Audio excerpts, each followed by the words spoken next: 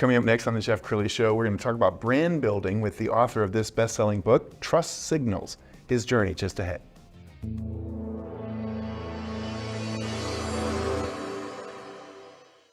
Many are predicting that the worst is yet to come, which is unfortunate, said one person here. Until now, they've enjoyed the reputation of being the nation's icebox. Watched a burglar in his home this morning by webcam. As a journalist of over 25 years, stories are what make my world turn. Reporting live from the Dallas newsroom tonight, Jeff Crilley, Fox 4 News. But in 2008, I took the jump from my familiar life and started a PR firm from my home. We're talking about anyone with a camcorder like the one I'm using becomes a television network. We started slowly growing the company, and we now have over 100 clients, and we've branched into the world of live digital broadcasting. I now own 8 different TV studios and have a huge team, and the stories that I now get to share are sometimes the most important of my life. Life has a funny way of coming around full circle. This is the Jeff Crilley Show. Well, I think most people would agree with me that we have a crisis of trust right now. After the pandemic, there's a lot of people who doesn't trust what the government says when it comes to health care. They don't trust the Supreme Court, that their ratings are at an all-time low in terms of trust. They don't trust the media. They don't trust Congress. We're in a trust crisis. To talk about that today, Scott Baradell. He's the author of Trust Signals, and he's a good friend. He's the CEO of Idea Growth. Thanks for coming on the show. Thanks for having me. I'm excited to be here. Awesome. Okay, so when did the book come out? The book came out in late 2022. And what made you write the book?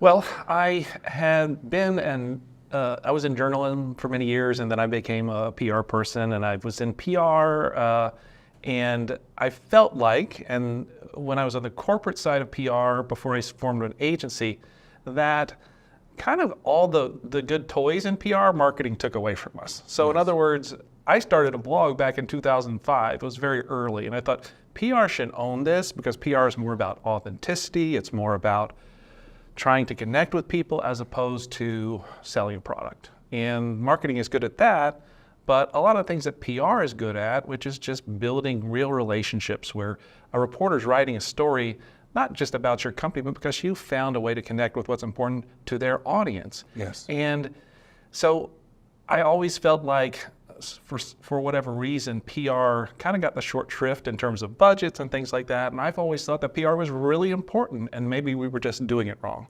And the more I thought about it, and as the media has evolved, I realized that maybe we're too focused on the media and our kind of symbiotic relationship with the traditional media, especially today, then the bigger picture of what we're supposed to be doing, our mission. Our mission isn't just to be carrying water for the media. There's more important things for us to do. Sure. More about his book in a minute, but I want you to talk about your company and how trust plays a role with how you attract and maintain clients. We're going to put your website on the screen, and correct me if I'm wrong, but you specialize in manufacturing and tech.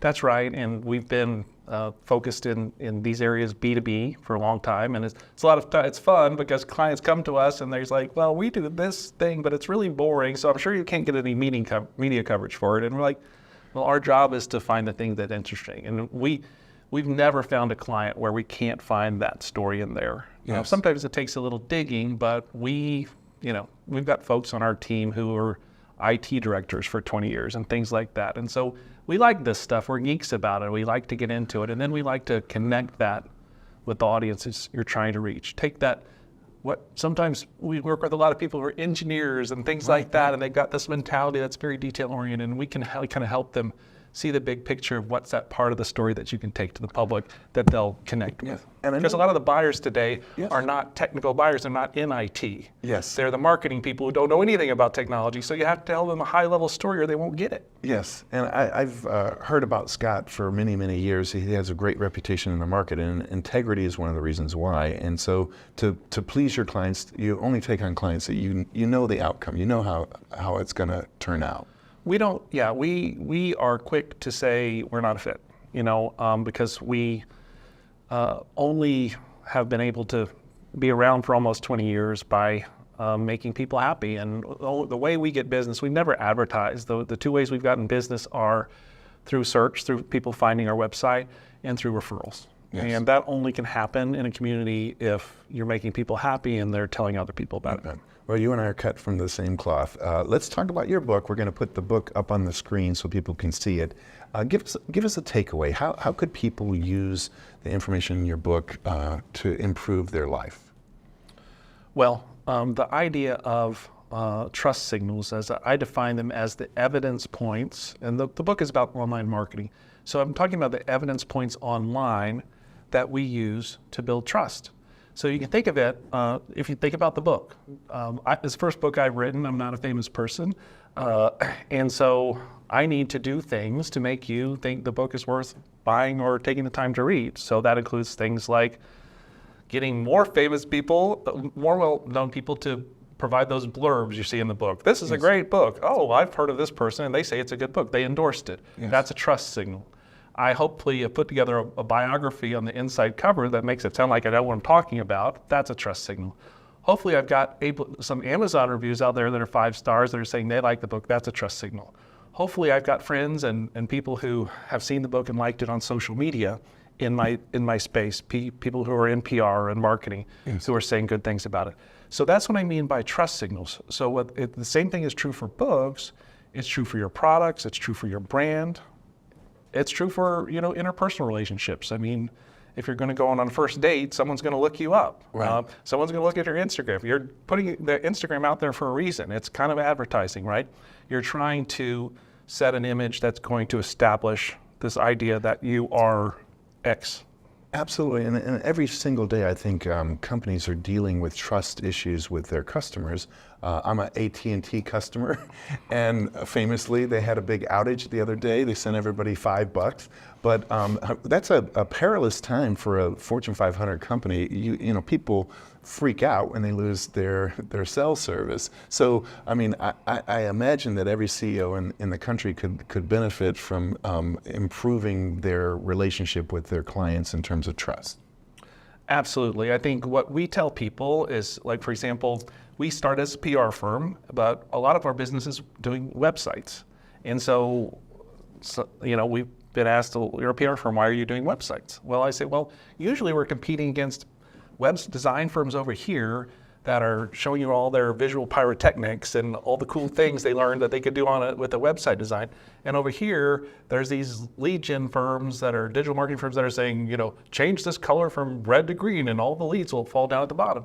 And we say that doesn't matter and that doesn't matter unless you at least first establish trust. And your website's main job is to establish trust. In the same way that a salesperson, they're not going to first start by trying to sell you something. They're going to first start by establishing rapport, getting you to trust them so you'll be receptive to the message. And so we say, make your website a place that will make your visitors feel at home. All the other things will happen. It'll all happen. But we felt like that's what PR is all about. Sure. And it's like we were talking before about some of the things that you do to build relationships with the media. And so much of it, you're not even pitching a client. You're just trying to be helpful. Yes. And that's what we're talking about. Every CEO is only as good as their team, so let me give you a chance to brag about your dream team. Oh, my team? Well, we've got a lot of people who are geeky like me in terms of just being into tech and into digital marketing, trying to do PR in new ways, longtime journalists who've been with the team for 10 plus years now, former IT director who's a content writer for us. We've got team members in Mexico, in Philadelphia. Most of them are here in Dallas. We've got a great PR team. Our account managers, how we are organized. Traditional PR firms are organized where the people who are doing the media pitching are also managing the account relationships, but we've separated those out more like a digital marketing firm. So our account management team, led by Madison and Kinsey are their names, are doing a great job. I can't say enough about them. Yeah. And it's evolved a lot over years. We had a tough 2023, had a lot of clients in B2B tech were struggling. And the way that the folks that are on the team have kind of rolled with the punches and come out stronger this year, it's been really gratifying. Yeah, and your firm is older than mine. I have a 15-year-old firm. You've actually seen a couple of ups and downs in the economy, and I think all of us experienced COVID together. How did your team deal with COVID? Well, we had some bad luck at the beginning because we happened to have we decided to move up from Class B to Class A office space. And we signed a lease literally a month before. and I'm like, I just signed a 5-year lease. and it's such a nice space, and we were just building it out. You know, it was a white box space. We built it all out, and then no one could come to it. And my COO at the time would just come in every day, just kind of the caretaker for this place that we're spending all this money on.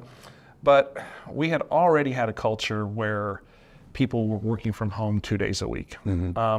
And so it was pretty easy for us to go. I just had thought about, before I signed this big lease, should we go virtual? Well, now we've gone virtual. We didn't even finish out the 5-year lease. We've subleased it to a firm where everyone needed to be there. We've got clients all over. Yes. Most of our team members are in Dallas, but we generally meet by Zoom anyway. So we're a virtual firm, and I wish I'd done it a little earlier, but I'm glad we're doing it now.